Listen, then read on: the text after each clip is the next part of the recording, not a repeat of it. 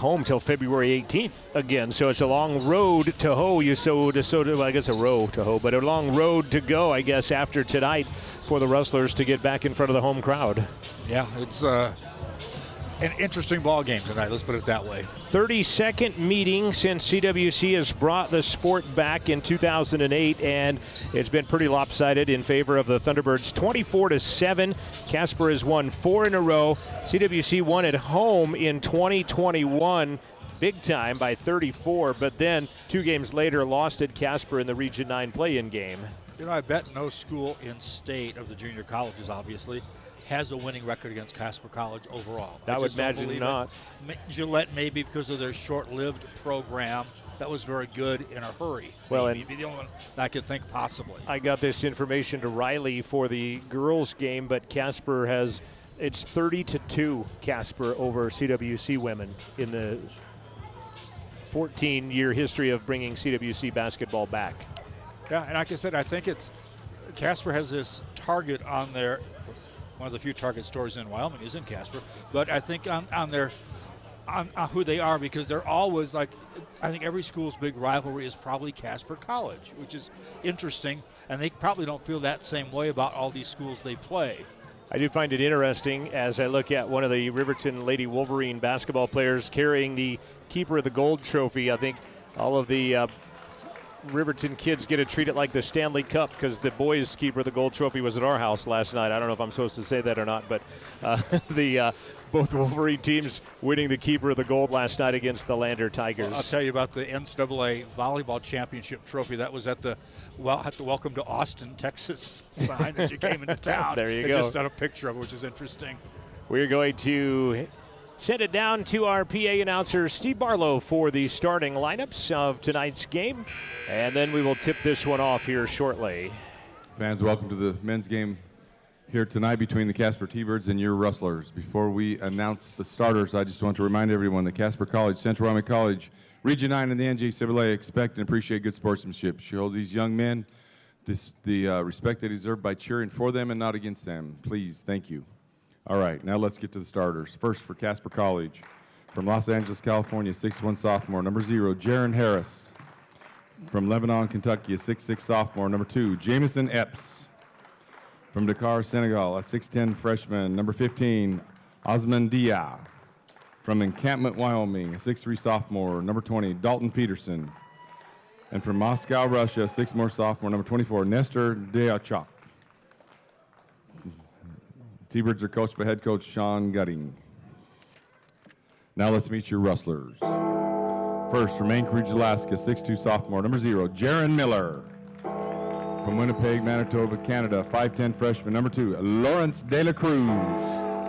From Freud, Montana, 6'5" freshman, number 5, Javon Nesbitt. And from right here in our own backyard, Arapahoe, Wyoming, 6'5" sophomore, number 11, Yehi Black. And from Phoenix, Arizona, 6'10" freshman, number 20, Julian Roberts. Rustlers are coached by head coach Brad Schmidt. He's assisted by Sam Harrison. Tonight's officials are Matt Freeze. Starting lineups introduced: Miller, De La Cruz, Nesbitt, Black, and Roberts. For the Rustlers, it's Harris. A slight change since we saw him the other night. I see Miller starting and Sims coming off the bench as a change. For the Thunderbirds, Jaron Harris, Jamison Epps averages 14. Usman Dia, number 15. Dalton Peterson, his dad, Vance Peterson, the late athletic director and coach at Encampment. They have a Vance Peterson Memorial Coaching Clinic every year. Talked with Dalton before the game, visited with him just a little bit, and then Nestor Diachok as Roberts will tap it into the backcourt. Rustlers dressed in orange tonight, taking on the Thunderbirds dressed in their road blacks, as Thunderbirds going to step out in a man-to-man to start things off against the CWC Rustlers. Shot from the left side is going to fall short, and they're not going to be able to save it as Jamison Epps had a rebound. It bounced away from him, and it will go out of bounds. Rustlers will survive. Either that's a team rebound or a turnover on the Thunderbirds after the rebound. Right there. Thunderbirds missing Kennard Richardson, averaging just under 20 points a game, as he is not in attendance here tonight at this gym. Up ahead to Epps. He'll penetrate, rise for 16 on the right side and get it. Jamison Epps. He averages 14 points a game, as I mentioned. With him not playing here, that being Richardson, it allows some of these other players a chance to step up, certainly, because he is their leading scorer on the year so far. Epps going to get it back, pumps the triple twice, goes baseline after the rebound by Peterson. He'll fire three in the corner. That's good. The encampment. The former Tiger knocking down a triple. There are a couple of teams that I think came so close to winning state. I don't think they did, in recent years, if I'm not mistaken. That'll be something I'll have to effort as the Rustlers try to bring a three back the other way and cannot. Again, Dalton's dad, Vance, passed away at the age of 37 from cancer, and the Thunderbirds come out stroking, and that'll get a quick timeout out of head coach Brad Schmidt after the T-Birds have built an 8-0 lead in the first minute and a half of the basketball game. Before a sweat has broken out on anybody, I would imagine you've got an 8-0 lead. Well, yeah, they're on fire from the field right now, early on in this ball game.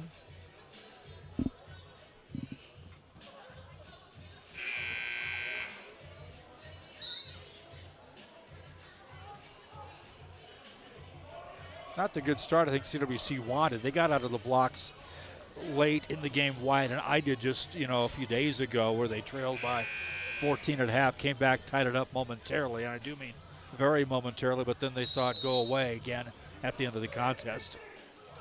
Encampment got third and 18, second and 19, and third and 20, in case you're wondering. Kind of like what I was saying, wasn't Exactly what you were saying. I remember the year they did win it.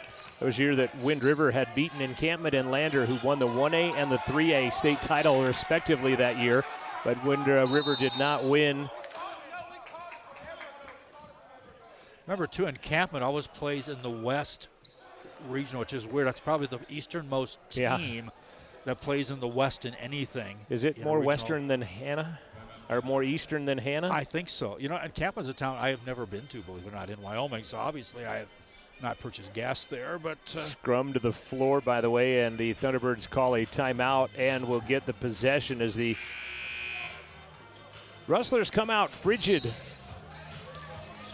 Again, 13-7 on the year. Casper has won the last 4 straight in this meeting. Lady Thunderbirds picking up a win, 89-46 over the Rustler women, as they improve upon their record.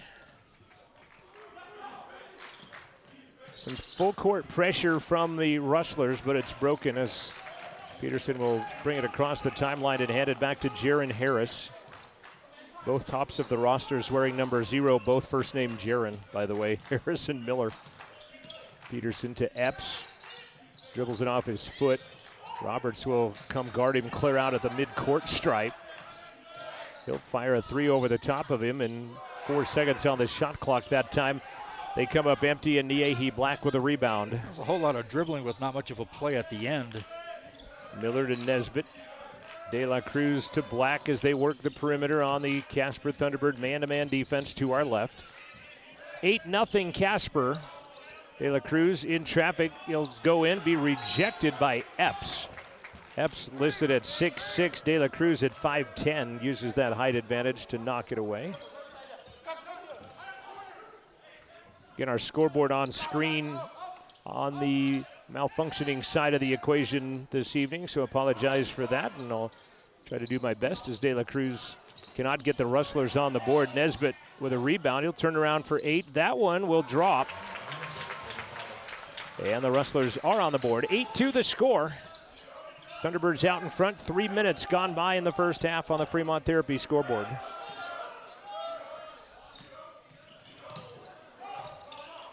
Peterson with a wrap underneath, going to be fouled, and it's going to be on Julian Roberts. Appreciate you tuning in on RustlerAthletics.com. I'm John Gabrielson. That's Joel Kindle. Wyatt Bridge connects to us. Christian Corona, our camera operator here this evening.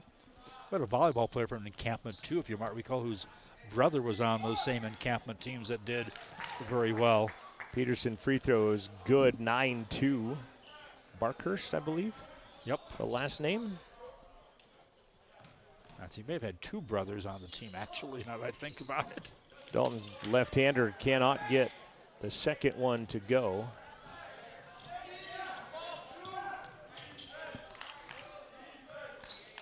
(9-2) Thunderbirds. First 3.5 minutes. Nesbitt baseline floats, shot misses. Rebounding the basketball to himself, tapping it out there was Diachok. Almost turned over as Usman Dia gets it back, goes up underneath. Roberts, it rolls out, and Niehi Black will pull down the Rustler rebound, and the Rustlers on the attack.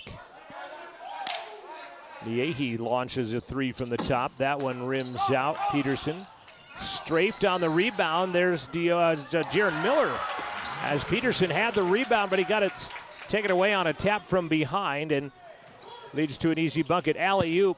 Usman underneath is going to be fouled. He will go shoot free throws as the Thunderbirds push the pace.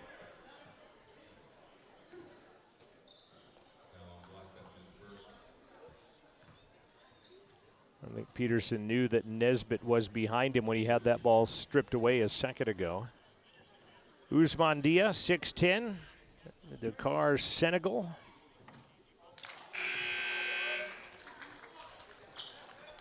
Substitutions: Trey Sims, Deotis Nunn, Jaden Warren, also Lucas Engel checking in, and Torrin Phillip, a complete platoon change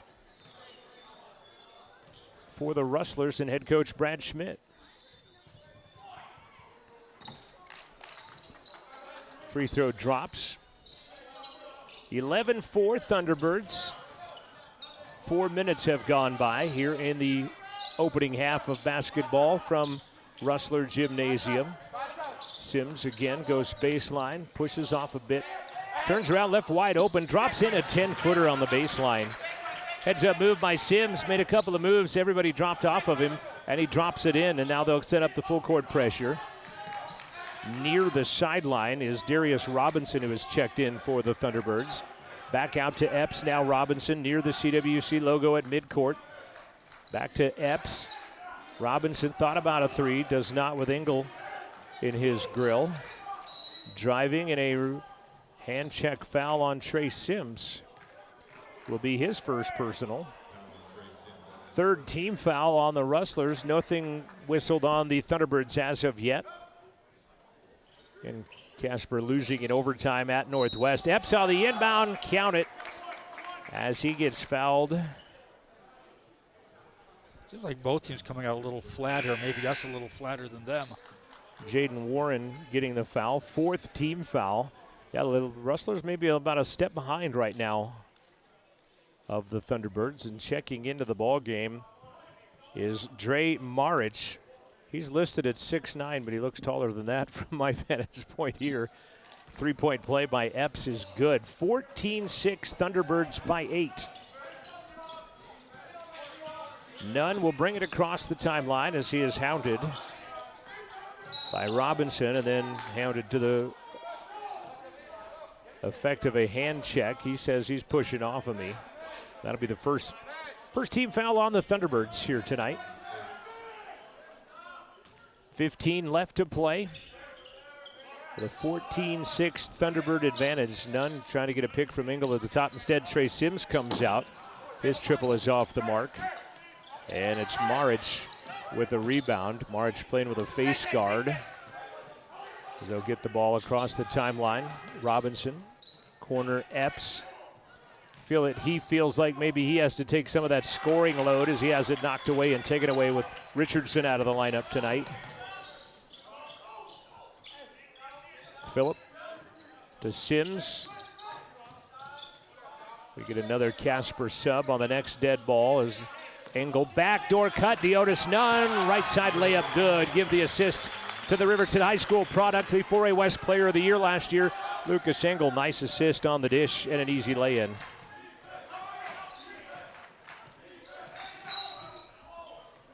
Hand check way up top. Got more hand checks being called here than I can recall. Foul is going to be on Deotis Nunn. And honestly, I don't know what exactly went down Saturday with Casper and Northwest. I know there was pretty good altercation at the end of the game. I don't know how it started, how it ended, how anything went down. But you wonder if that plays in the psyches of the official to maybe call it tighter so that things don't get out of hand to where, and I don't know how the game was called up there, but you just wonder if that's in the back of their mind while they're calling this game here tonight. You and I have watched part of that as the ball gets thrown into the crowd. I mean, it's just human nature, I would think, as an official coming in, I mean, it's a different night, it's a different game, it's a different opponent, but if, in fact, the hand checks coming early are to set a precedent, perhaps. I'm sure the officials have a pretty good network as far as talking to each other about stuff as well. Teams will trade turnovers as Maric almost gave one more back.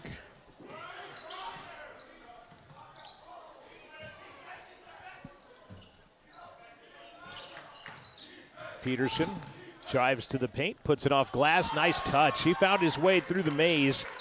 And a great touch by the Encampment Tiger as he lays it in. And it's 16-8 Thunderbirds, 13-15 left in the first half. And you don't see a lot of Wyoming products averaging 14 points a game in junior college ball in Wyoming. And if you do, you don't hardly expect it possibly from the 1A department as well as the Encampment Tiger doing that. I remember we had Quayle and Nolan some years ago who were both contributors. Out of Riverton and Kelly Walsh. Davian McAdam played for Casper last couple of years, now at Northwest as Trey Sims. And he had a monster game over the weekend against his former team. Maric going to run past, rejected by Engel. Maric lobbying for a call, still on his back, coming back the other way. Nunn is going to be fouled, and he will be fouled by Jaden Peters, who got into the basketball game, a 6'3" freshman from Los Angeles. That'll spark the Rustlers a bit as the former Wolverine pins that one off the glass. I think I saw Peterson talking to March saying, get back on defense. Don't just sit there complaining about the call. Get back on defense. What I kind of felt is what was going on out there. Ends up with Nunn at the line and a free throw that is good. Nesbitt, Black, and Miller back in for the Rustlers. Maric and Robinson will sit for the Thunderbirds, and now Maric's going to talk with Coach Gutting a little more on the sideline. And he's pointing to where that play was at the other end, so I think I might be onto something. Sayer of Soothe, as you say. Deotis gets both at 16-10. Thunderbirds by 6, 12.5 left in the first half of basketball from Rustler Gymnasium. Steal by Nunn. Long pass up ahead. Jaron Miller takes it the distance, lay it up and in.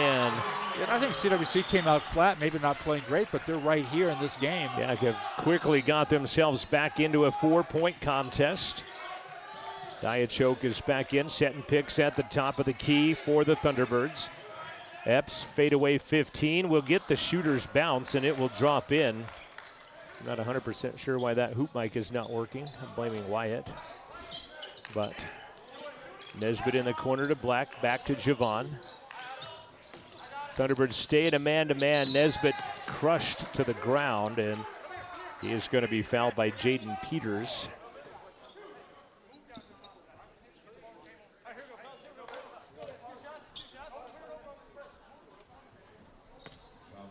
More free throws for CWC.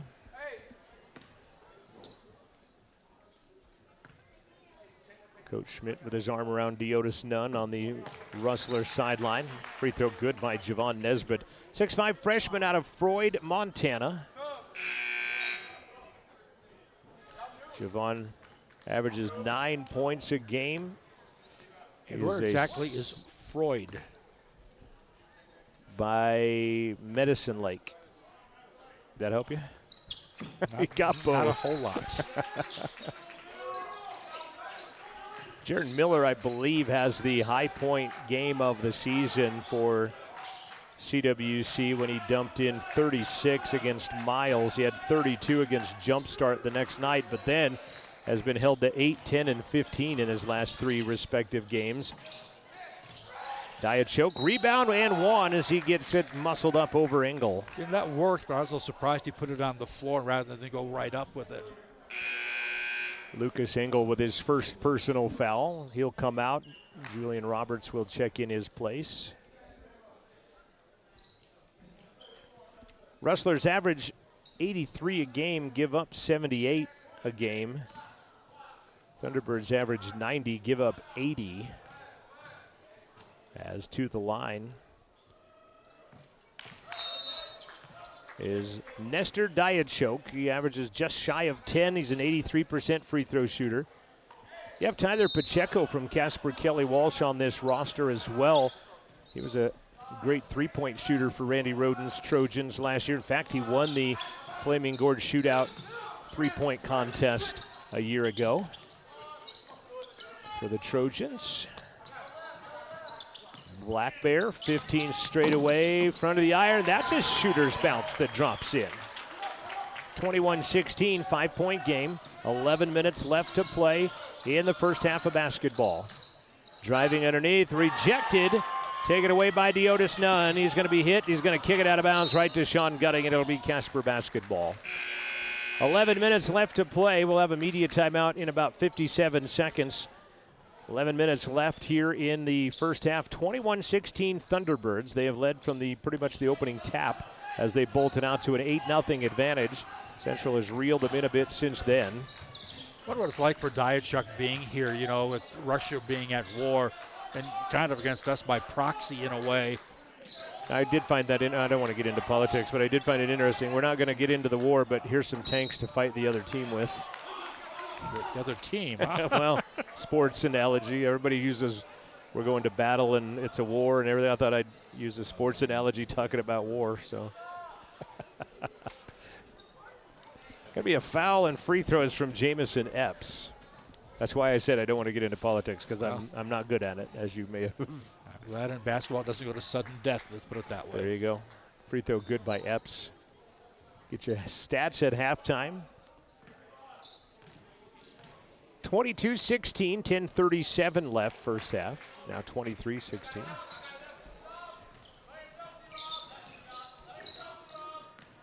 De La Cruz also out there with Miller, Nesbitt, Black Bear, and Roberts.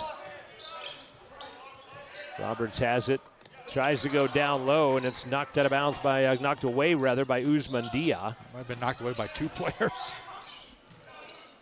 Epps and Nesbitt in a pretty physical battle on the near side. Yeah, that was a bit of a scrum. Driving, taking it the distance, and another shooter's roll this time. Knocked in by Nestor Diachok. I think your hoop mics have helped the shooter's roll, I think. Well, that one's dormant. It's not giving us any sound on that end. Well, that's all of its energy has gone to making hoops be apparently. counted. Roberts can hear that one. As that one shooter roll drops in. Boy, there's been a lot of basketballs that have a lot of shots that have hit a lot of rim and fell in tonight. Now, they seem like loose rims in the game we did over the weekend. We saw two consecutive threes by the same player. Hit all sorts of rim and both fall. Looked like steps first, and then it looked like a push off as well underneath there by Dia, but they'll let him play on. Epps back up top. There's Diachok for a triple. That one there, you can hear the hoop mic as it clangs off badly. And then nothing but net by Jaron Harris with an offensive rebound for the Thunderbirds, and it's a 10-point Casper lead. 9 minutes left to play first half, 28-18 the score. Well, after reeling him in, we've kind of unreeled him. They have put some more line out. Baseline, Black Bear missed it, jammed his fingers. He is going to stay in the backcourt, needs to get back down on defense. Epps, baseline, 10-footer, missed it. Rebound, Dia, no good. And then Black Bear, who rejoined the fray, comes in and gets the rebound. Looked like Roberts got tagged a couple of times down there. Is driving and a foul called. 0 fouling 0. Jaron Harris fouling Jaron Miller, and Jaron Miller will go shoot some free throws. Boy, I think Niehi jammed his fingers on that left hand, and a media timeout coming up. Trying to watch. Going to see Jared Lucas in for the first time coming up. Another Riverton product, another 4A West Player of the Year. The way Riverton's playing, they have a chance to claim that for the 3rd year in a row. Yeah, 3-0 in conference already, knocking off Kelly Walsh, Rock Springs, and Cody, and on the road to play number 3 ranked Cheyenne East this Saturday afternoon, provided the weather allows that to happen. Who's ranked number, East is ranked number 3 now? No, East is number 1. Riverton is 3. That's what I was thinking. And Cheyenne Central, I believe, was ranked number 2. And East and Central will play tomorrow in Cheyenne in the capital city. And Riverton has knocked off number 2 at number 2's place. So interesting. LCCC is playing their games from here on out at Story Gym. Yeah, they play their volleyball games at Story Gym as well as their main schedule gym. only shows the ones in conference, which was weird looking at their conference schedule in basketball, which was odd. Yeah, there's played all their volleyball games there, and they'll play all their basketball games. They have put the extra 3-point line. There's a shot clock they had to install, and all kinds of logistics. So they're doing improvements, I understand, at LCCC. Yeah, correct? And you remember a few years ago they had a volleyball tournament, right? Yeah, well, they had a bond issue, and then COVID hit, and that bond went away, so they did not get to renovate their gymnasium at that time. So now through some different funding, I think they're able to do so. Miller free throw good. 28-19 the score.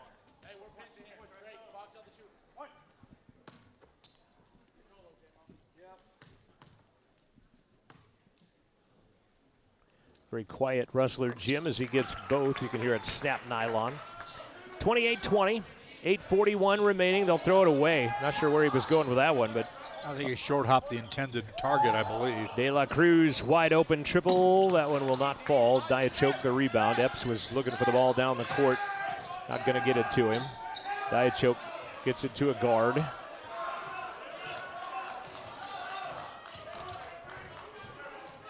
And Harris starts directing traffic. Lobs it down low. Epps, who got a mismatch, but he's blocked from behind by Nesbitt. He got the mismatch as he got De La Cruz on him defensively as he spun in there, but a little extra time and a good close by Nesbitt. As you can see when the camera is on this end of the floor, Yehi Black Bear talking with Stephanie Gallagher, our new athletic trainer at CWC. Nice take by Jaron Harris for the lay-in. A kind of a rolling layup from about 5 feet away. 8 minutes left. First half. De La Cruz left it short. And a rebound and a long pass up ahead. Transition bucket. Casper missed it. De La Cruz, good nuisance defense as Engel will get the rebound. 10-point game. Nesbitt wide open in the corner for the triple. Won't shoot it. Back to Diotis. His three is good. Actually, it's Jaron Miller for 3 as he knocks down the lead to 7. T-shirts. 7.5. Thought I was at the event center there for a minute. Epps. Man-to-man defense by the Rustlers. And a travel violation coming on Dre Marich. Faked out his feet, I think, with that move. Got the head fake going, forgot to put the ball down and walks with it. Robinson back in, Darius. 6'1", freshman out of Chicago, Illinois, from Kenwood High School. Nunn hands it to Miller and Nesbitt. Now they'll play catch, pump fake by Miller. It's going to go base, reverse lay-in, good. Wow, what a nice play. Put some English on that. It was a great play with the body English on the other end. And then we're going to get an over and back call. Second turnover in a row on Marich. And it will give it back to the Rustlers. They trail by 5. It's a great bit of body English as he had to go around from Marich and just spins it off the glass and puts it in. Interesting, probably with a different hand than you normally would on a reverse layup to do the body English. Under 7 minutes left to play first half, 30-25. Rustlers by 5. Casper has led the entire game so far. That's kind of accordion between like 4 and 10. Lucas got shut off on the baseline. Miller wants the Euro step in, fires at the buzzer and one. Count it, beat the shot clock and one. Which is interesting. I thought he had a fairly easy shot that he was wide open at and did not take it, but it works out well for the not the Wolverines, obviously. That is Dalton Peterson with a foul, his first. How about Nesbitt right there? Sneaking it in between right before the shot, as the shot clock expired essentially, and he gets a three-point play out of it. It is an 8-0 run for the Rustlers. They trailed 30-20 a few moments ago. Now trailing by 2. Robinson floater good. Well, that was pretty easy. They get up and down the floor. You know, it's like I said, they score over 80 points a game, and you see why with that tempo right there for Coach Gutting. With contact and an offensive foul on a push-off by Torrin Phillip. And CWC no slouch at putting points up either, for that matter.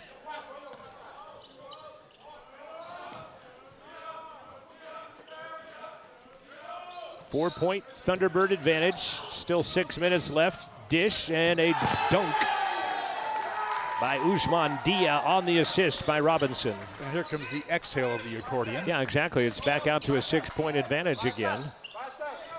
A couple of new Rustlers set to check in next whistle. Backdoor kick save by Waugh. I think he saved the layup is what he did, though, with the foot. I think you're right, because it looked like Lucas had the back door right there, and Usman Dia with a kick save in goal as he boots it out of there. Hockey term.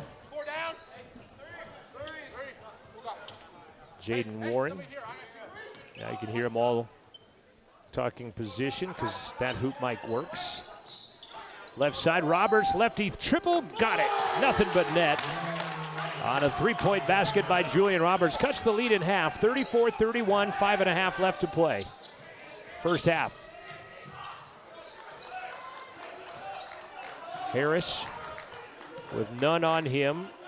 Dia way outside, finds Peterson. They jump the pick to avoid the triple. There's a triple in the corner that answers by Jamison Epps. 5 and change left in a 6-point Thunderbird advantage. 37-31. Appreciate you tuning in out there in RustlerAthletics.com land. Roberts banging in, left hand, good, tough move. That was pretty darn good defense by Usman Dia, just better offense by Julian Roberts. I think I stole a play from the University of Wyoming there where you simply back it down, and then back it down some more. Boy, a reach, a hook, and then finally a poke, and it's taken away. Driving Nunn, shovels it out outside, back up top Roberts. Hit a three a moment ago and a little fader. Torrin Phillips back into the contest. Trey Sims been waiting to get in for a while now, as we haven't had a stop and play for some time. Roberts has it shoveled through his hands. Epps will pick it up. 1 on 3, he'll go the distance, and a blocking foul underneath on Jaron Miller will send Jamison Epps to the free throw line. The Casper College women having the obligatory post-game pizza. Brought in by their head coach, Dwight Ganeri. Thunderbirds win it earlier today, 89-46 over the Rustler men. Rustler women, I think they played, but... Or yeah, Rustler women, sorry. They're good, but not that good.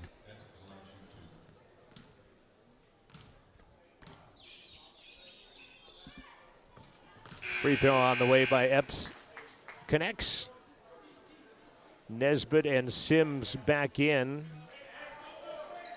Miller and Phillip out. Dia will go to the end of the Casper bench while Nestor Diachok checks back in for him. Second free throw, Epps is good.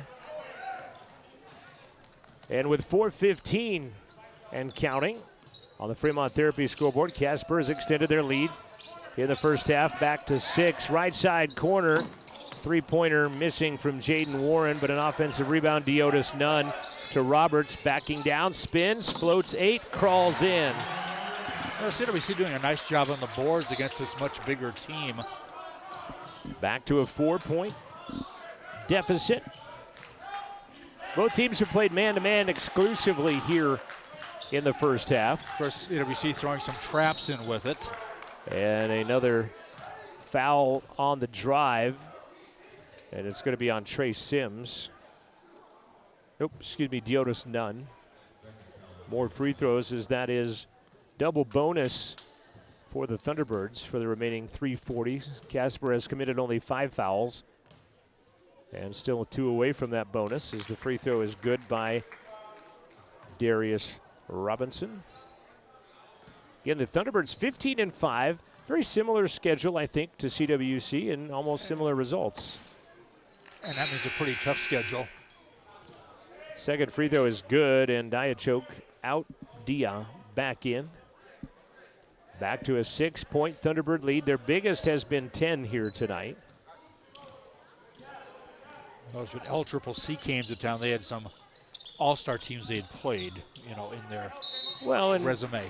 CWC's played Jumpstart Academy and Real Salt Lake, or Real Salt Lake, or whatever you want to. Real, is that a soccer program? I don't know. It sounds soccer, but spelled along those lines. No Rexburgs this year for anybody that I noticed. They played Air Force Prep twice and got a split with them. That's a pretty good team. Nunn lost it, got it back, turns around 15, elbow, drains it. Fortune favors Deotis Nunn on that pinball activity. Underneath, Epps, good assist by Jaron Harris. He knifed through and dished that one down to him. 6-point lead again, Thunderbirds. 3 minutes left to play in the first half. Roberts spins back to the basket, fadeaway 10. That one will nestle in as well. Jaden Warren clamping on his team here as they're back within 4, 2:40 remaining.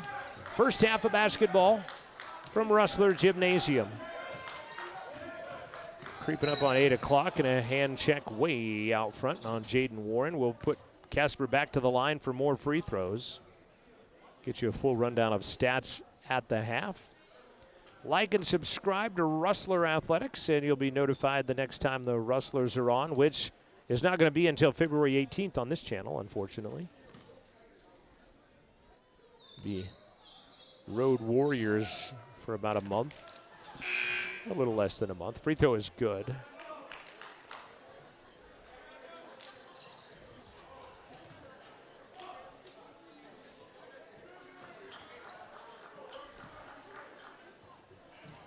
After this game tonight, it is 5 straight road games in conference play. At Eastern on Saturday, then Western, then Northwest, then LCCC, then back in Casper on the 15th of February, then back home the 18th and the 22nd, and call it a regular season as another hold out front, this time on the Thunderbirds.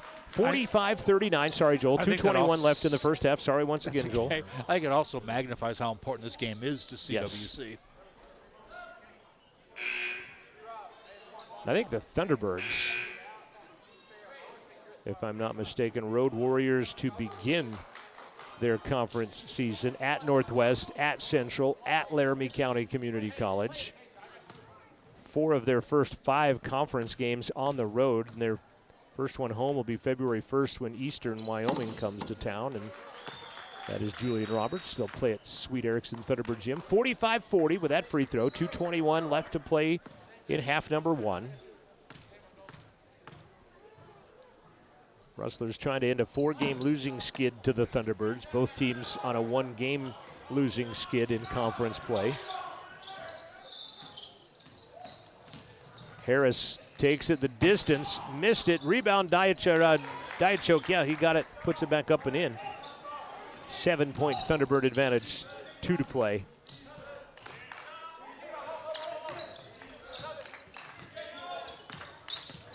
Nesbitt turns 12, got it.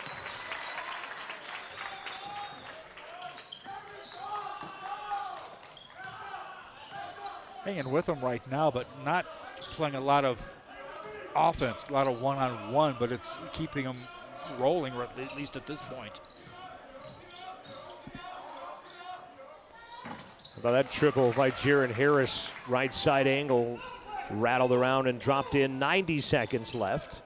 Back to an 8-point Thunderbird lead, 50-42. Shot left side corner, answered good, Jaron Miller. Is that a whistle or was that a shoe? I think coach wanted a timeout. Didn't get it. Letting the referee have it. Another triple back the other way, Jaron Harris.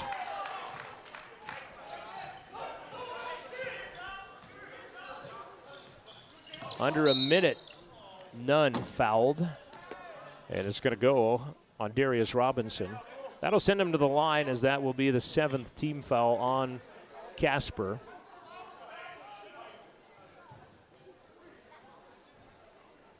Third team foul. Coach Schmidt still pleading his case continually. I wondered if I heard a whistle, though. Was it a inadvertent whistle? That I looked for reactions out there, and I saw none. Free throw no good, as Epps will run down the rebound. And I don't mean our player with that same name, but 53-45, on pace for 100 tonight. That means free tacos, right? Epps back to the basket, turns, looks, goes baseline on Nunn, fires 6, missed it. Nunn came from out of bounds and got a paw on it, but they're just going to let Casper maintain possession. Shot clock at 10, game clock at 26. Harris lost the handle driving left lane. Looks like Roberts took a shot either to the gut or a little lower, as he is doubled over in pain underneath the basket right now. And he's going to fight through it. I thought that would have been CWC's ball. I thought it went off. Gonna watch the replay, the AKA the stream. Yeah, it looked like it did. And watching the replay here, it looked like Harris lost it out of bounds. Doesn't matter anyway. As Epps hits the floor, Rustlers take it back. Nesbitt in traffic. Back to Nunn. Shoots it outside. Jaron Miller, triple, almost wedged. Diachok the rebound. He rips it away from one player, but right into the hands of Javon Nesbitt, who jumps on it. That'll flip the arrow, and if nothing else, will give Central the ball to start the second half with just 8 seconds left to play in the first half. 53-45. Peterson gonna dish it off to Harris, who will get a shot from way downtown, and that one will come up empty. And we have played one half of basketball from Central Wyoming College. At the break, it is CWC trailing by 8. Biggest lead of the night has been 10 by the Thunderbirds. They have led the entire way tonight since an 8-0 start. At the intermission, it is Casper 53. It is Central 45. A look at the first half stats and more when we return to Rustler Gymnasium from Rustler Media.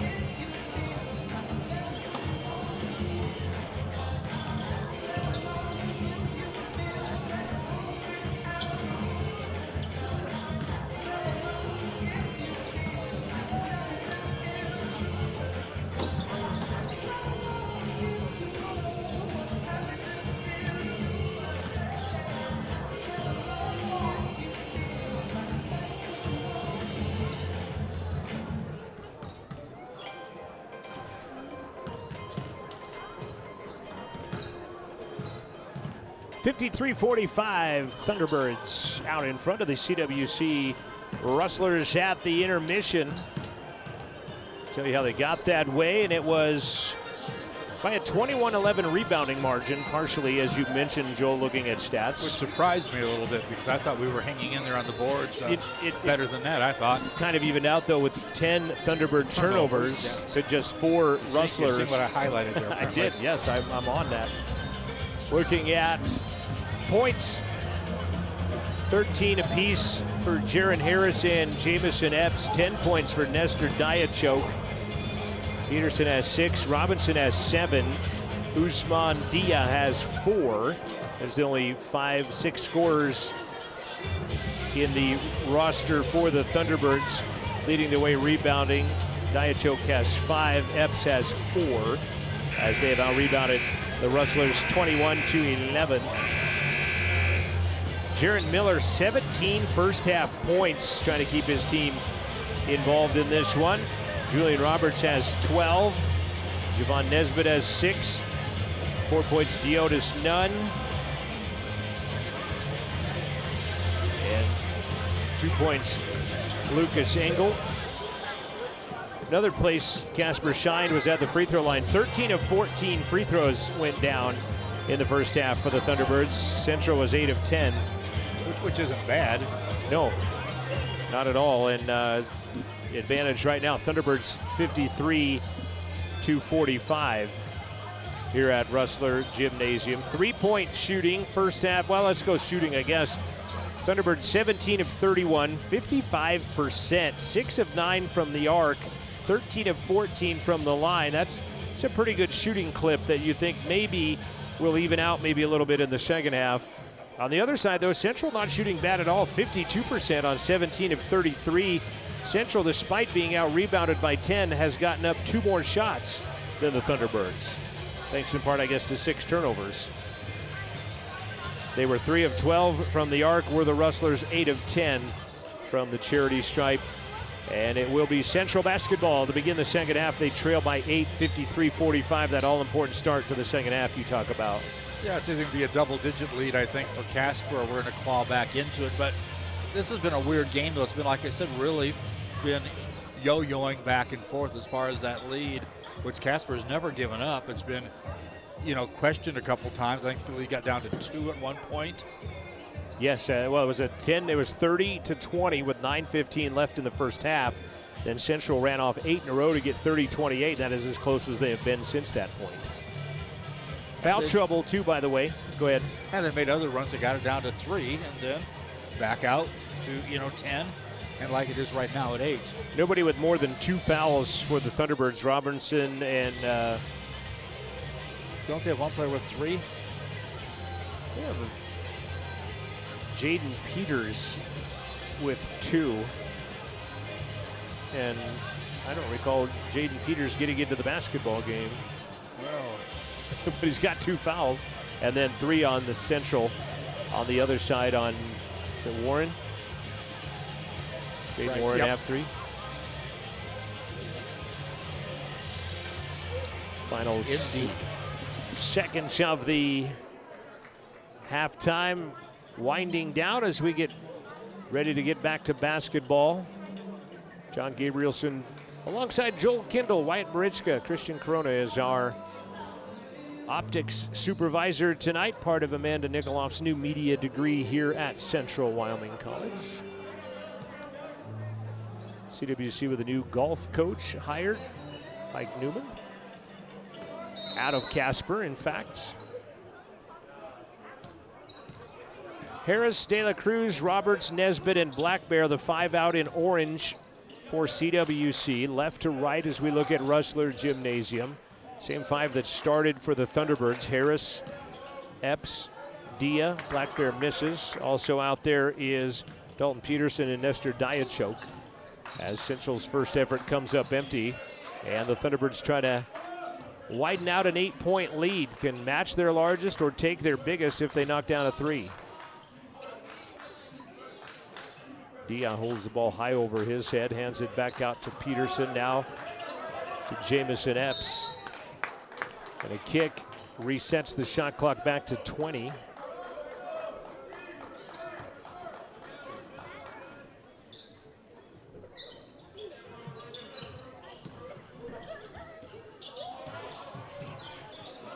corner, Peterson loses the handle, dribbling kind of wildly out there with Jaron Miller at his face, and he'll turn it over. Kind of a real wide dribbling stance there, and it got him in trouble.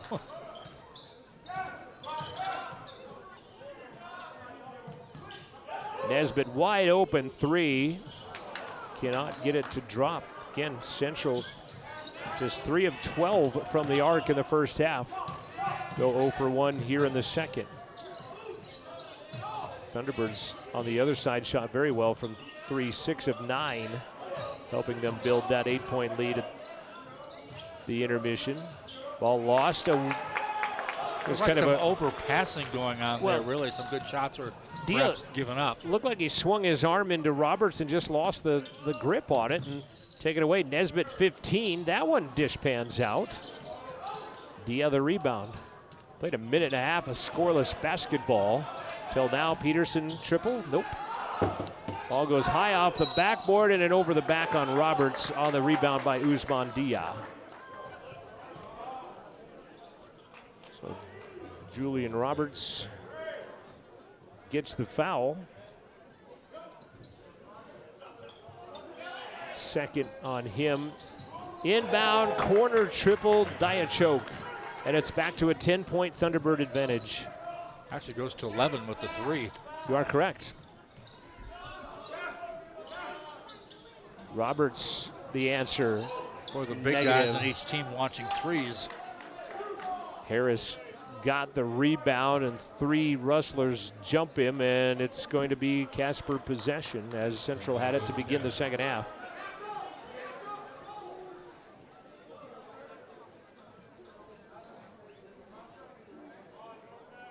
Full court pressure from the black and orange. Man to man, so they'll get it back to Epps and let him work one-on-one with Nesbitt.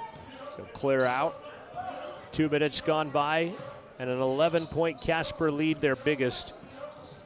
Peterson drives through traffic, drops it back out to Epps. Tries to go through the paint. De La Cruz ends up with it. Lawrence dishes Black Bear through his hands, ends up in the hands of Miller though. 17 first half points Miller. Roberts 10-footer left it short. And a rebound comes down to Nestor Diachoke. Nestor back to Peterson. That 3 on the way, good. Dalton Peterson's triple, and the Thunderbirds have opened up a 14-point advantage with 17:10 left. Regulation time. Central 0 for here in the second half to start things off. And it's not been turnovers, it's just been missed shots. Peterson might have got away with 2 things there, a hold and then a travel. It looked like he got up with a basketball. Nonetheless, Thunderbirds, Epps, and they pour it on, 61-45 Thunderbirds. Coach Brad Schmidt gonna send in 5 new black and orange jerseys down the next dead ball. De La Cruz 15, that one's good.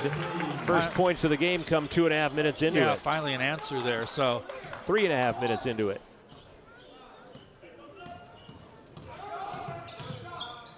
Another Diachoke triple. Got it. They are on fire from the arc. The opposite corners for Diachoke this half. 64-47. Roberts to answer. Missed it. Epps clears house on the rebound. The coach wants to get those next 5 in there, but he can't until there's a stoppage in play. Right. Casper going to take their time, work some shot clock here. Harris to Diachoke. Big guys knock down some threes. Nice dish and a jam to Dia. And Coach Schmidt calls the timeout. Nice. Diachoke had 2 assists in this thing too. Had the one, outside to the encampment product. Right. That one inside, then he hits the 2 threes to surround that. Casper has opened up a 19-point lead with 15:44 left as they've taken it to the Rustlers. It is a 13-2 run to begin the second half. And you see Coach Harrison coaching the team basically right now as Brad Schmidt is talking to the officials, but it hasn't been the officials that got him to this hole.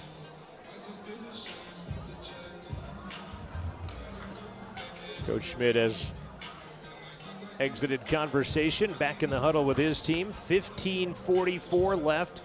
Rustler men and women on the road to Eastern Wyoming this Saturday. They'll make a scenic trip to Torrington. And again, that's weather permitting. Riverton High School is supposed to go to Cheyenne this weekend. Lander is supposed to go to Pinedale. And they got Lyman too, don't they? Yeah, that's at home. That was at home. In Bob Carey Memorial Fieldhouse. And I think a lot of travel plans may be in jeopardy. I don't think Cheyenne is supposed to get the snow that maybe we're forecasted I've for. not seen the amount. How much is the amount supposed to be? Right now they're just talking 1 to 2, but I remember an 8-inch snowstorm out of a 2 to 4 that we had a couple of weeks ago. Shoveling like crazy, no percentage of snow. Sims triple, misses. Epps, the rebound, that was a very quick in the shot clock triple. Same on the other end by Peterson that comes up empty to Trey Sims. All 5 new Rustlers in on that last time out. Warren. Yeah, CWC has played all 11 players so far in the game. Trailing Phillip in the paint. They cannot buy a basket here to begin the second half, can the Rustlers. And the Thunderbirds back on offense. 15 minutes left, a 19-point Thunderbird advantage, 66-47.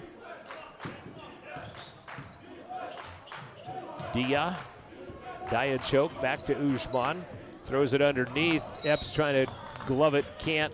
Turns around. I think he may have gotten fouled there by a push from the backside by Nunn. I don't know who he gave the stink eye to, but it looked like the passer of the play right there got the stink eye from Mr. Epps. Again, Casper playing without the services of their leading scorer tonight, Kennard Richardson. They have not missed him so far. No, they sure have not, as they have been on fire from the arc.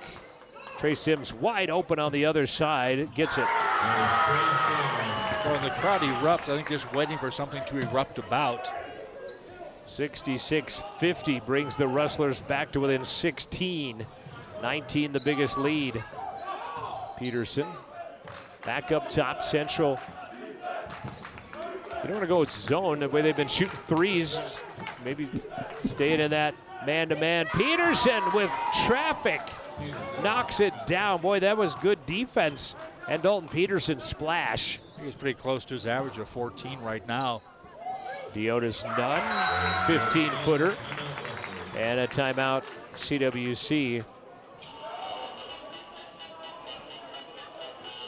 13:48 left, 69-52.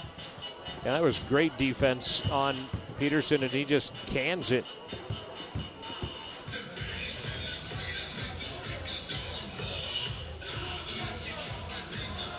Wyoming Cowboys came up short last night to UNLV. Got the big win in the border war last Saturday, and then back to normal. Back to the L. Well, it's not been the year they expected whatsoever. No, it's been injuries, but I think it's kind of been a little bit of underachieving. And then even Jeff Linder said it at one point. He's like, all of those balls that were 50-50 balls bounced our way last year, and it seems like everything that it bounced our way last year is bouncing the other way this year. And he kind of ripped his team's defense after that last loss as well.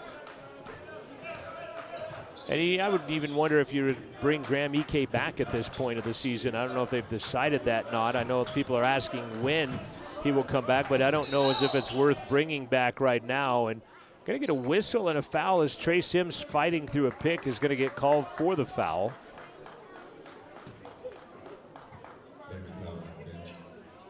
Number 2 on Trey. I think the other thing that happened to Wyoming, those transfers they got have not been what they expected. Well, and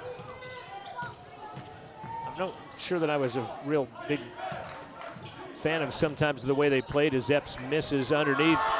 There's Jaden Peters, who has it knocked away from him. But the back down style that got Maldonado with all the attention that he did, he's not done that this year. And then he doesn't have Graham Ike. He doesn't have the three-point shooter as well as the drop down style on the other side.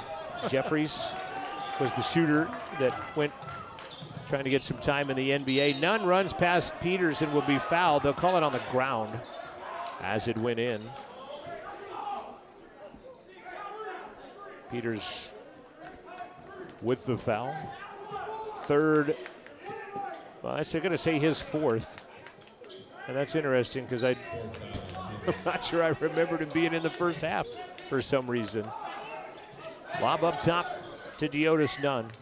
And maybe I was confusing 1, 3, and 3 at the same time. Wide open, Engel with a flush. Nice dish, Deotis Nunn to Lucas Engel. He's got 4 points on the night. Ball knocked out of Epps' hand by Trey Sims. It will stay Thunderbird basketball. 13 minutes left, 69-54, Thunderbirds by 15. Their largest lead has been 19 at the 17-15 mark of the contest about 5 minutes ago. Still hanging on to that 15-point advantage here 5 minutes later. Robinson, Diachok, gonna go down low. Peterson gets rejected by Phillip, knocked out of bounds by Phillip. And the Thunderbirds will keep possession. Comes Jaron Miller back in for CWC. Trey Sims will sit.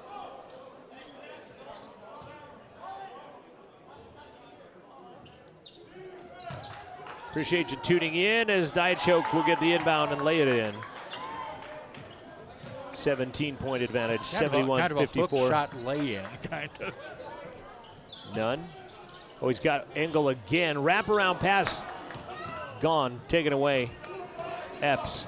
4-on-2. Dishes right side. Almost threw it away. Diachok instead ends up with it. Back in the corner, Robinson. That triple is good.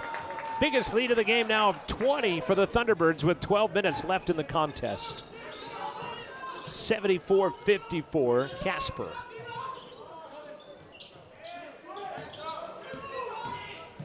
Driving, stolen by Peterson.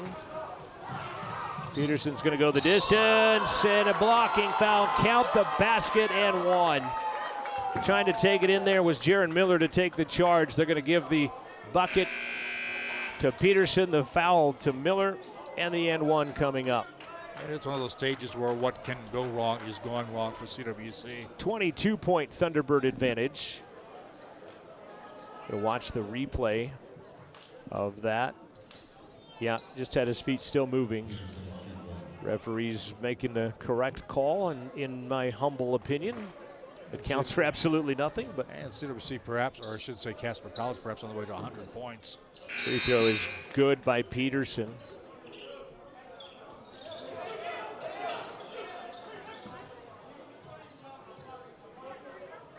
Double figures for him tonight. Nesbitt fouled in the backcourt by Harris as he got near a half-court trap on the NJCAA logo.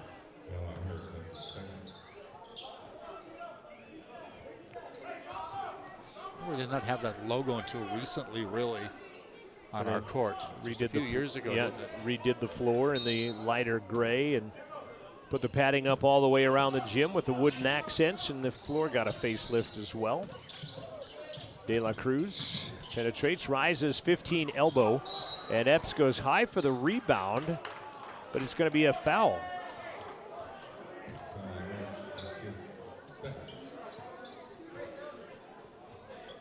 Goes against Dre Marich. Second personal as Epps went up to get that rebound. Underneath, Niehi Black Bear fouled by Peters. He'll be gone if that's the case. It is on 1-3. That'll be 5, and Jaden Peters will be disqualified.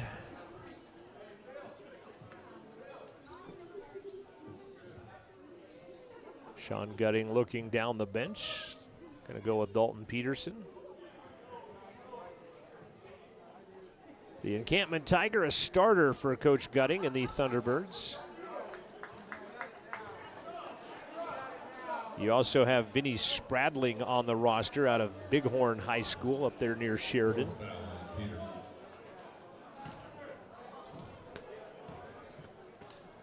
I think Vinny is in street clothes tonight. Tyler Pacheco is dressed out. Haven't seen him in the ballgame though. Lucas Engel going over to the trainer in the corner. Might have got a knee bruise on his right knee or something as he's being attended to by the CWC athletic trainer. 20-point Casper advantage, 11:05 left to play. Peterson, baseline, shovels Epps, lay it up, missed it. Rebound though, putting it on the floor was Maric, and he lost it, and he goes down. De La Cruz spins, pulls it back out to the arc. Roberts 15 fade. Epps another Casper rebound. Well, Roberts had a big first half, has not really gotten going here in the second. De La Cruz, nicely done. He gets in front of that pass intended for Robinson. Got just enough of it to change its trajectory. It bounces off Robertson and rolls out of bounds.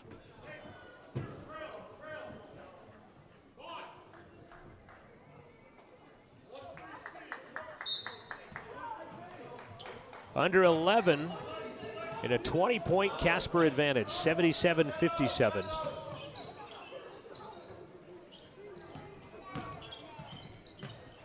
Black Bear battling for the rebound and getting it is Maric. Usman, tallest player on the floor at 6'10". He and Julian Roberts listed both at 6'10". Maric out near the logo, hands it off. Back to the Casper bench. Neither team has, well, one time I guess we had a near shot clock violation. Maric for a triple, misses off the back of the iron. Rebound by Miller. 20-point Casper lead. They led at halftime by 8. Roberts baseline, reverse wraparound, fouled by Maric. And Dre will pick up the foul out of Bosnia and Herzegovina. And a media timeout as free throws coming on the other side of the break. 9:52 left. 77-57 Thunderbirds will return after the media timeout on Rustler Media.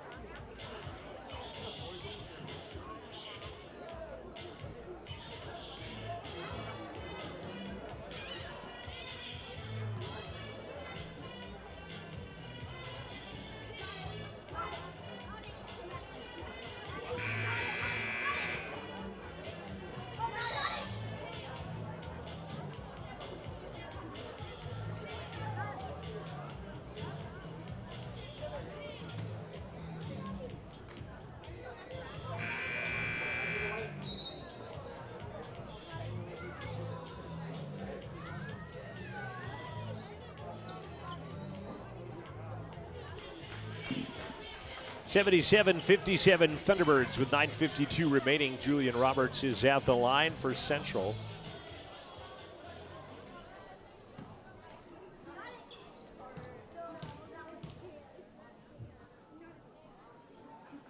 Julian will snap nylon on the first.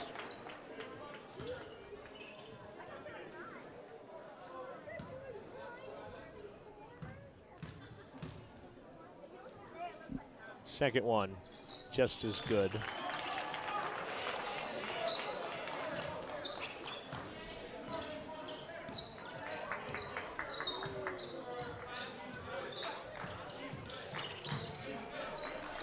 Through the hands of Epps, they'll turn it over.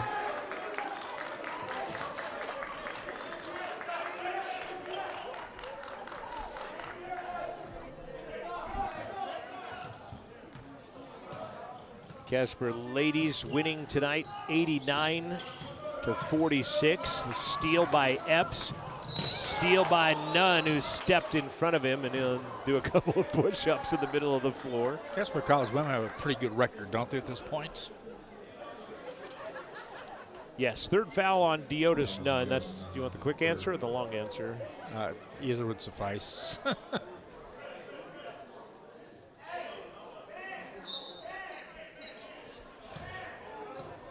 19-3. That's what tonight's win, right? No, they will. Let me look. Yes, that does include tonight's win.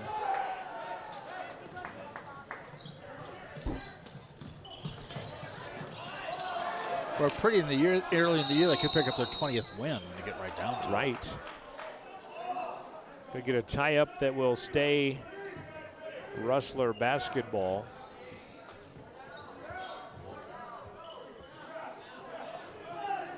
Well, they're hanging out at 21st in the rankings.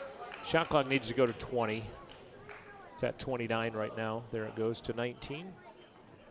Casper ranked 21st in the country in women's. Southern Idaho ranked 6th. Missed shot. Lob, jam, missed it. Epps can't get the dunk.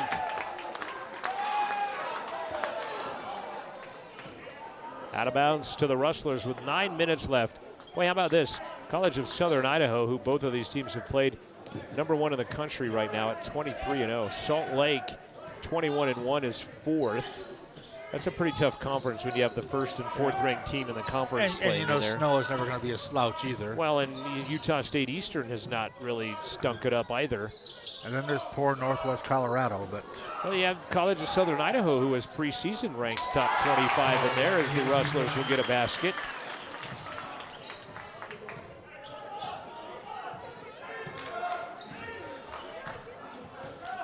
Cochise ranked number 22. Former Vice President J.D. Rottweiler, now the president down there. There's a nice play by Jaron Harris in a quick timeout. 8:19 remaining. 79-61 Thunderbirds.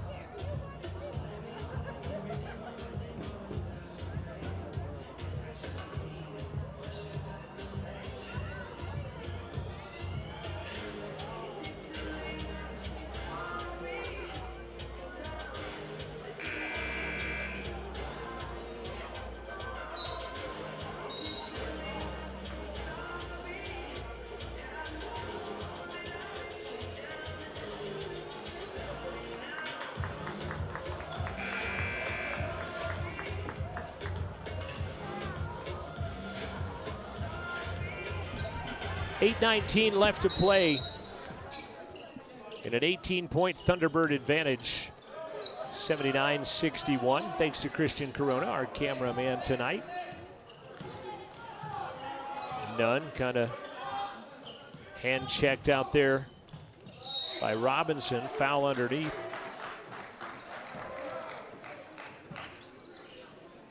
It's going to be on Robinson. Jaden Peters has already fouled out of the contest for Casper. Third personal on Robinson with 8:04 left and still an 18-point game.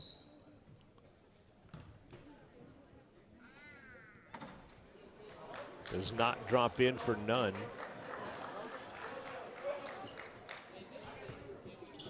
CWC as a team, 69% free throw shooters. Nunn right at the average of 69, and he misses both, but Nesbitt the rebound, fade 10, fouled, he'll go to the line.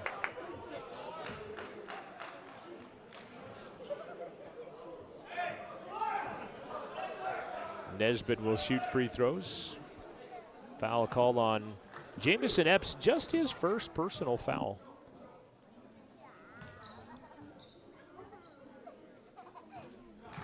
Free throw good by Javon Nesbitt. 6'5" freshman. Brad Schmidt in his 5th season, assisted by Sam Harrison. Former assistant Taylor Lavery, now at Howard College down in Texas. Second one is good. 79-63. They had ESPN come do a JUCO game at his college a couple of weeks ago, in fact, down in Howard. Howard typically a power in junior college sports. Ball kicked around and finally snared by the Rustlers.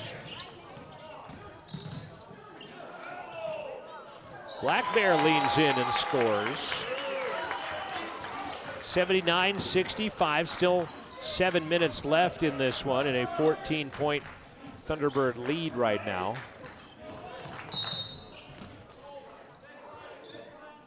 I was looking and I do not see Howard in the top 20 nor receiving votes to see if they were in fact ranked, but they are not. So Taylor Lavery, what's up with that?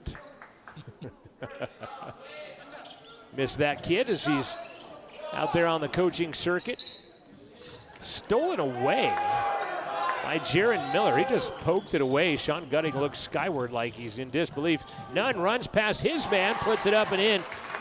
Good no play by Niehi Black Bear, who had gotten up ready to put that down, and he didn't risk the basket interference. It's a 12-point game with 7 minutes left. Rustlers back on defense. Driving basket, good, Epps, and one. Well, what they didn't need there is they were just clawing right back. A possible three-point play the other direction.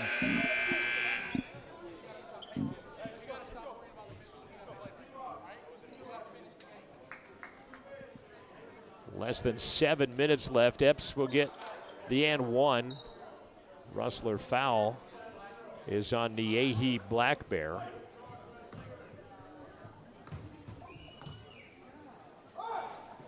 Three-point opportunity. Epps connects back to a 15-point game. 82-67, less than 7. Nunn outside Miller on Epps, actually over the top of Harris, misses. Harris gets the rebound on a long carom.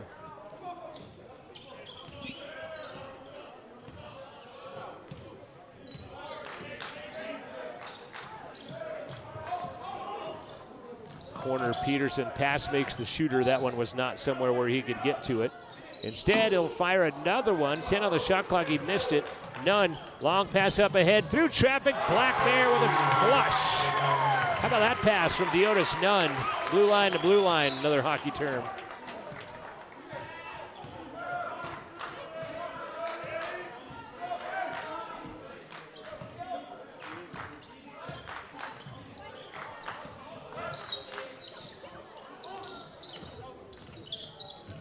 It's a 13-point game.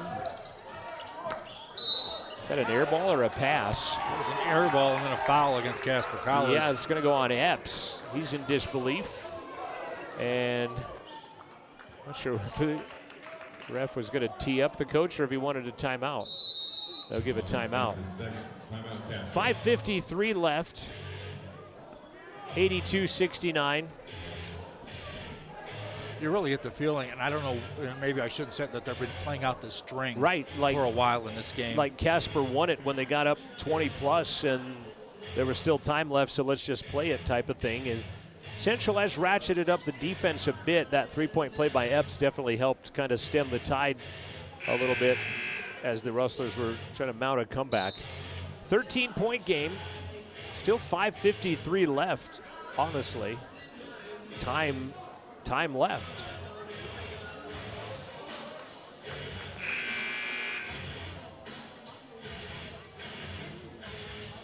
Pretty decent crowd on hand here tonight at Rustler Gymnasium. Again, it's the last time you'll see this team till February 18th.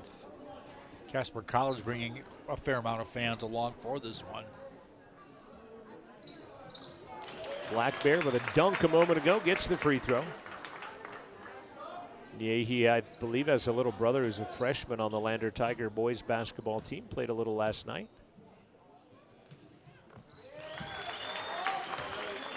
Niehi snaps nylon on the second. 11-point game.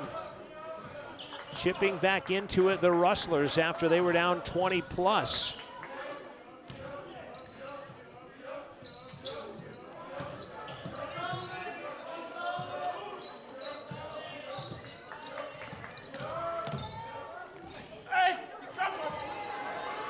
The foul, doesn't get it. Shot no good there.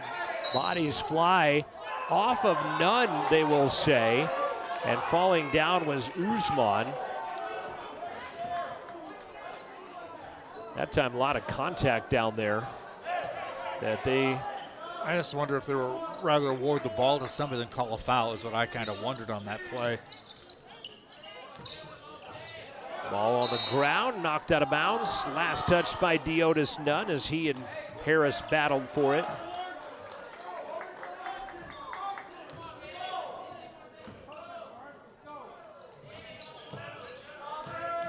Epps hands it back out to Harris. They jump on the double team, right side. Diachok doesn't get the three away. 3 to shoot. Driving and at the buzzer, no good. Tapped back in, but Roberts comes away with a rebound. Tacked back up, but not in.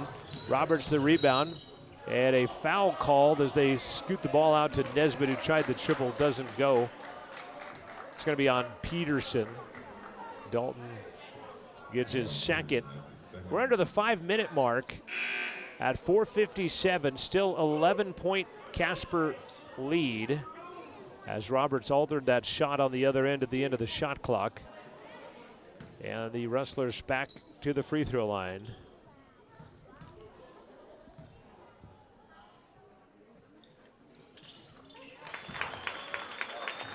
Free throw is good by Jaron Miller.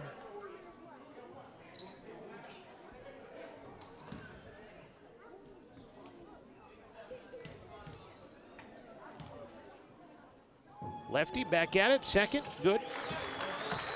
Single digits, the deficit now, 82-73.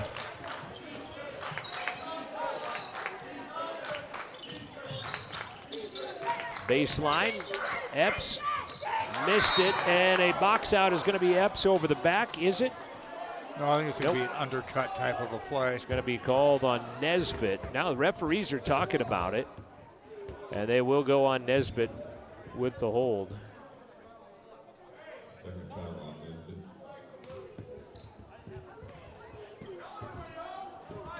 My other part-time play-by-play job, we watched some, well, it's interesting watching the replay as Epps is going to snap nylon on that one, put it back to a 10-point advantage.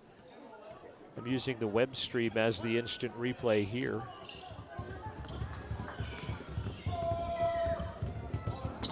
Both good by Epps. 4:40 and counting.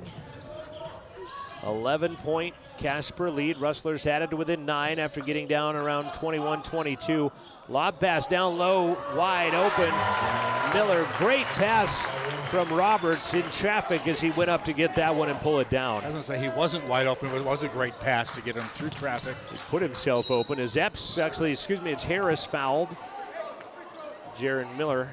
And it's double bonus, I think, now. If not, he was shooting, so it will end up being 2 fouls. That's only the 8th on the Rustlers, but he will shoot 2 because it was a shooting foul. Jaron Harris, 6'1", out of Los Angeles, California, Windward Academy. Is a sophomore for Sean Gutting. No good, back of the iron. Get a 9-point game right now, 4:20 left to play. CWC needs a flurry. Second one, no good. That'll be the stop that they needed. Now put together some offense on the other end with 4:15 left. Deotis back up top, Roberts. Miller down low, fade 10, left it short. Rebound, flush, back down, Javon Nesbitt. There's a spark. That could spark your flurry. It's down 7 now, 84-77. Good offensive rebound and the flush by Nesbitt. Crowd starting to get a little more vocal back in this ball game as well. I believe Casper Todd with their starting lineup out there too, trying to stem it. Coach Gutting lobbying with the official as the Thunderbirds lost that one out of bounds. He's a few feet out on the court.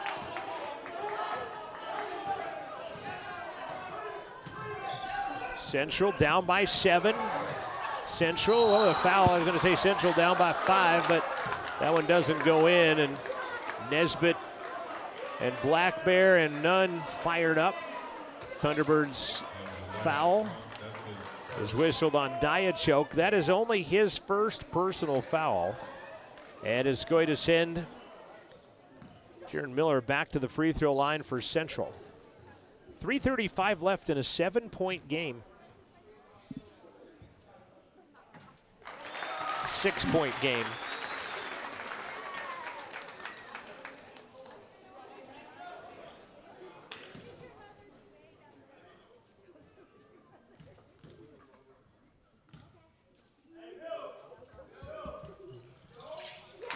Five-point game. 84-79. At the 17-minute mark, they led by 20. And I think extended it past 20 to 21 or 22, if I'm not mistaken.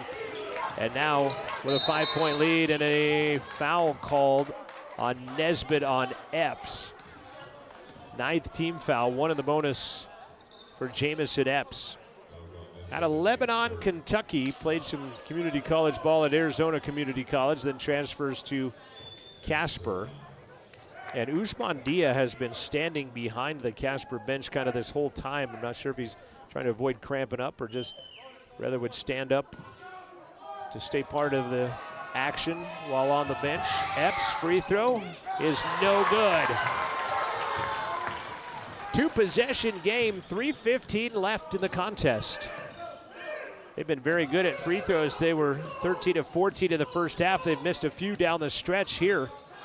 Nesbitt wants a timeout, and they get it.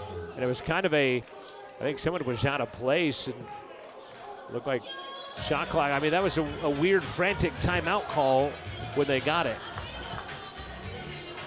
Well, it kind of reminds me of the game that we did on Saturday because CWC fell behind and then came back because of missed free throws by the opposing team, which was LCCC that day. But and here they're coming back thanks to missed free throws. But do you run up all your energy to get close and then right? And that's what kind of happened to him in the game against the Golden Eagles. Takes a lot of energy to push that ball up the hill, and takes it even more to get it to the top and bring it down. But looking at your scoreboard, Christian Corona giving us a shot of that. 3:05 left to play, 84-79 Thunderbirds.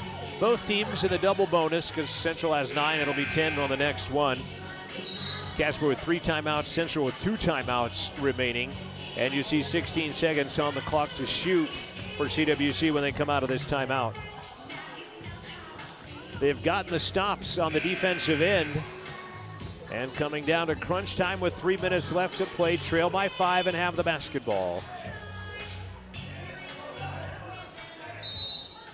Black Bear, Nunn, Nesbitt, Miller, and Roberts, the 5 out there dressed in orange for CWC today.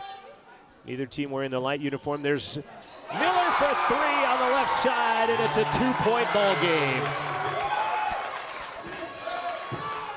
Under 3 minutes left. That's what the pressure does to these two teams. Rustler men trying to get their crowd involved on the bench. 2.5 left, 15 to shoot. Epps has Black Bear on him. Peterson, 15-foot left side, missed it. And the rebound taken away by Blackberry, took it right out of the hands of Epps. A chance at a tie or the lead after trailing by 20 plus about 15 minutes ago in this ball game. Nunn hands it back, Roberts into the paint. Miller leans in with a left hand, is gonna fall in, and we are tied at 84 apiece. 2 minutes left to play in the contest. I honestly can't say we saw this coming. No, I would concur wholeheartedly with that. Rustler Gym has come alive. Their team tied up with the Casper College Thunderbirds, and a foul reaching from the other side on Black Bear is going to send Epps to the line for a pair of free throws. But again, I think they've missed 3 of their last 4, have the Thunderbirds. And Epps will go back to the line.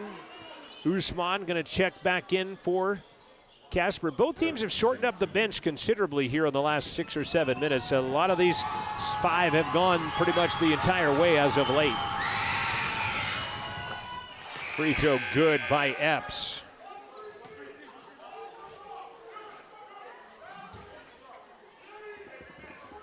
Casper College is going to get a lot bigger. Yeah, they'll send Usman in at 6'10", out of Senegal. Epps. I think it was that Dewey's about 7'2". Yeah, he's going to get the second one, does Epps, and a quick timeout, Sean Gutting.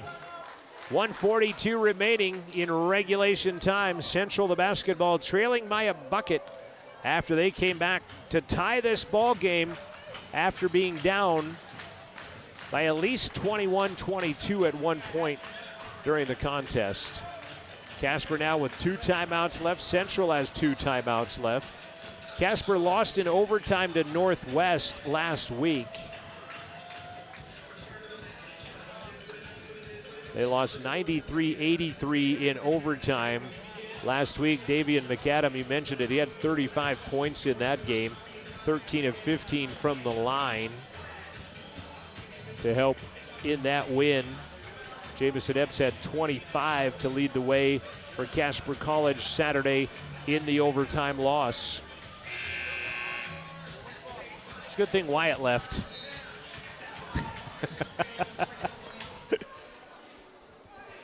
He had work to do. He leaves, and all of a sudden it's turned into a tie ball game. Now back to a 2-point Casper advantage.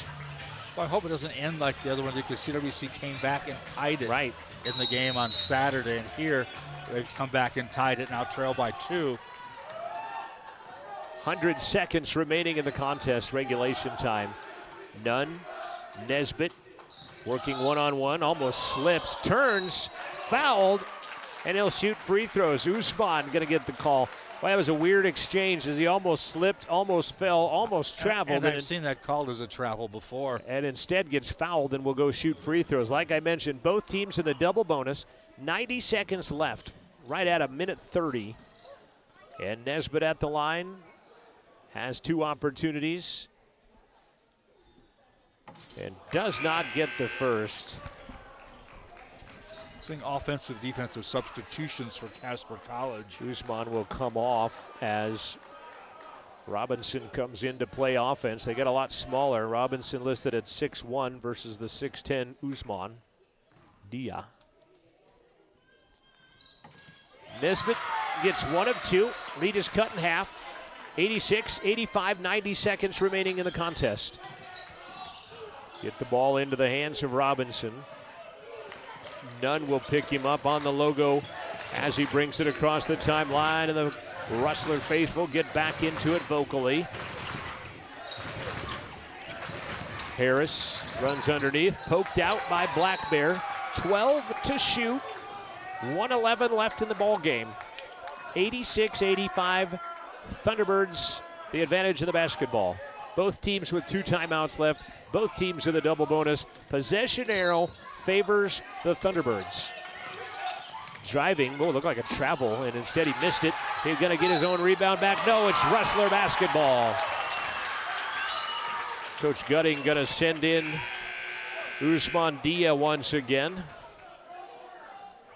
65 seconds left in the contest. Rustlers have not led. I don't think they've led in the entire ball game, have they? They have not. Till now, no. It's going to rim out on the baseline. Epps poked from behind, going to the floor, and a timeout called by Epps. Smart move. They had the arrow, however. Yeah, they did have the arrow, but now they have the arrow and the possession. And who has time to think about that when you're scrambling for the ball? Shot clock will be at 26 with 50.6 left showing. Yehi Black Bear was kind of behind the angle of the glass a little bit there when he let that one go and had a good look. And it just kind of rimmed out. Shooters' bounces that have been going in all night did not go down here at this point. Look at what the point total has become too. CWC or Casper College was en route to a 100-point game. Easily en route. Perhaps not going to get to 90, which is their average, by the way. There goes our free tacos. It's usually when the home team, though, does it, right? Maybe if we go to Casper, they'll give us free tacos somewhere.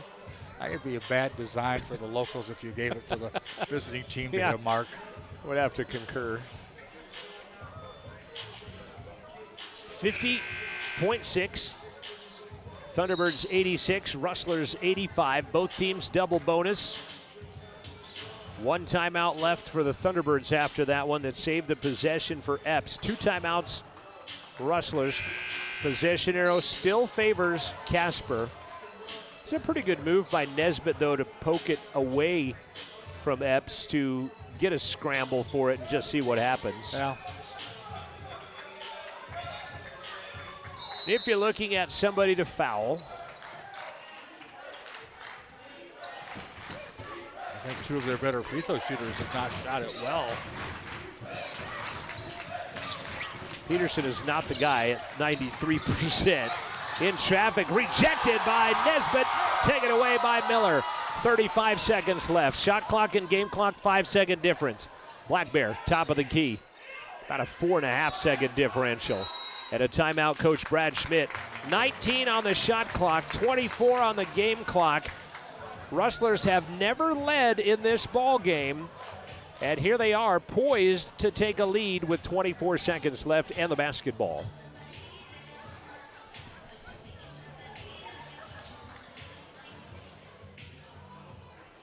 Interesting, too, you've got to see who wants to take a shot in this situation, you know. And And also, these free throw numbers are great that we look at. However, there's a difference between shooting a free throw, you know, in the middle first of the 38 game, minutes, right? and as opposed to shooting it with the game on the line at the end of a contest. You know, and I think Jaron Miller might be, I guess, who I might find a way to get a shot going.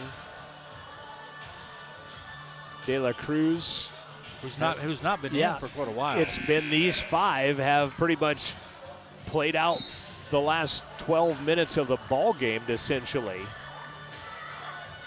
De La Cruz, one of the leading scorers at 13. Black Bear 15. Roberts 12. Miller averaging 11 a game. He just kind of looks, I think, maybe the most comfortable, especially if they post him up down there. He's guarded by Harris, who's got a... And I think Black Bear, because he can get a shot off at any time because he's so agile and has some interesting shots in his arsenal. Roberts wide open, triple, high up, missed it. It hits the standard. Wow, interesting call there, but it was a wide open shot. I mean, and he can knock that down. That wasn't a bad shot. He was wide open, just didn't get it down. Plus, he's going to get a pretty good look, a clear look at that height, too. And I think right now, the situation, you may not get to pick who you're going to have to foul either. Right. It was a wide open shot they got. They just didn't get it. Casper almost throws it away on the inbound. Kicked out of bounds by Roberts. 12.5 left. As Peterson and Epps talking about where that pass went on the initial pass a minute ago that almost got thrown into the Rustler crowd. And remember, he can't run the baseline either. 12.5 left. Inbound pass coming. Foul going to come quickly. There it is. 9 seconds left. And they are going to put Jaron Harris at the line for the Thunderbirds. He is a 73% free throw shooter. And even if he makes 2 free throws, you've got, the 3 will still give you a tie. Still got a chance to extend the game. 9 seconds left. Although a timeout does not advance the ball in men's play like it does on the ladies' side. Or as in the NBA. Jim gets loud. Harris makes the first. 2-point game, 87-85, 9.2 seconds left. Hope you've enjoyed this on RustlerAthletics.com, streaming every home game. Apologize, our scoreboard not in operation on screen tonight. Coach Gutting call a timeout. No, he just wants a substitution in as he will send out Diachok and he will bring in a little different Dia. Substitution than normal. Right. Perhaps want to keep a good free throw shooter out there just in case. Full court pressure by the Thunderbirds. Nunn down by 3. Diotis calls a timeout quickly in the front court. They'll waste 4 seconds. I guess spend 4 seconds. Waste probably not the operative word there. 5.7 seconds left. Rustler's going to have to draw up a 3 if they want to extend this basketball game. Teams always talk about, do you commit the foul? They always talk about it, but it's rarely done. Star Valley played Sugar Salem. Sugar Salem did foul with a 3-point lead against Star Valley this past Saturday and got the win.